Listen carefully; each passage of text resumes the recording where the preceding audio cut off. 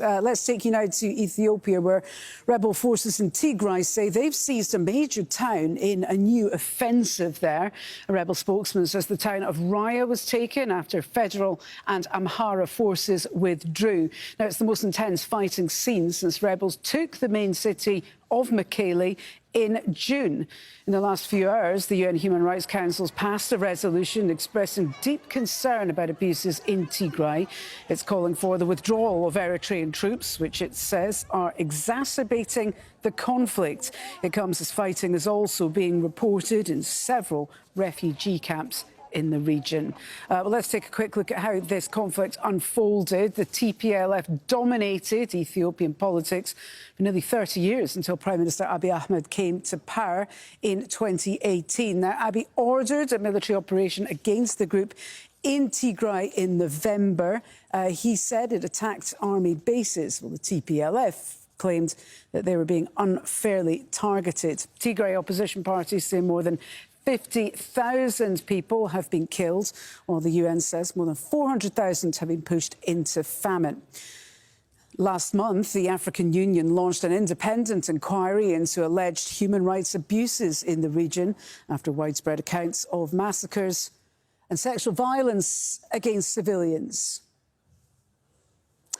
Well, Matt Bryden is a strategic advisor with Sahan Research. That's a think tank focusing on politics and security in the Horn of Africa. He joins us by Skype from Nairobi. Good to have you with us on the news, sir. We've given some of the context and the background here, but let's focus on that new military push that the Tigrayans have made. What do you think they're hoping to achieve here? Well, they've taken now essentially all of southern Tigray, and the leadership has announced that it intends to liberate every inch of Tigrayan territory. So I think what we're seeing is the first of several offenses that are likely to take place over the coming weeks. If the southern flank of Tigray is now considered secure, then I would expect the Tigrayan Defense Forces to focus their attention to the north, where there are still Eritrean troops inside Tigray, near the border areas, and then also to push west to into lands that have been annexed by neighboring Amhara state, are claimed as ancestral Amhara lands, and are now under the occupation of Amhara special forces and militias. And that theater is going to be particularly important because Tigray is essentially under an embargo, and the TDF is anxious to open a corridor for both humanitarian supplies and presumably for its own needs as well. So let's talk about the humanitarian situation then.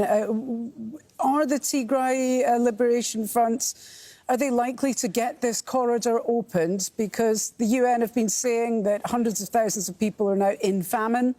Certainly the situation is dire at the best of times. I mean, what hope do you think there is of this humanitarian situation in Tigray improving with these latest developments? Well, it doesn't look good. Despite the federal government announcing that it would allow humanitarian access, resume humanitarian flights, let aid agencies do their work, very little has happened. Flights have not resumed to Mekele, so some aid workers have not been able to return. Food and other much needed goods have been tied up in bureaucratic procedures or held at checkpoints in neighboring Amhara and Afar regions. So there've only been a very small number of convoys with food reaching Tigray. In addition, the federal government has essentially imposed a sort of siege on Tigray, cutting off all telecommunications, shutting down electricity, and preventing all movement in and out of the state's borders.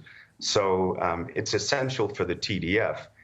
If the Ethiopian government won't allow aid into the region, then they're going to have to fight their way to the Sudanese border and to see if they can attract assistance that way. Is this legal in humanitarian terms to effectively put this region and these refugee camps under siege? Well, I can't speak as to whether it's legal. The United States has characterized it as, or at least parts of this conflict, as ethnic cleansing. And I think the level of violence and systematic atrocities against civilians, destruction of food crops, slaughtering of the livestock that they need, destruction of seeds that they would have been, in theory, they would have already planted for the farming season.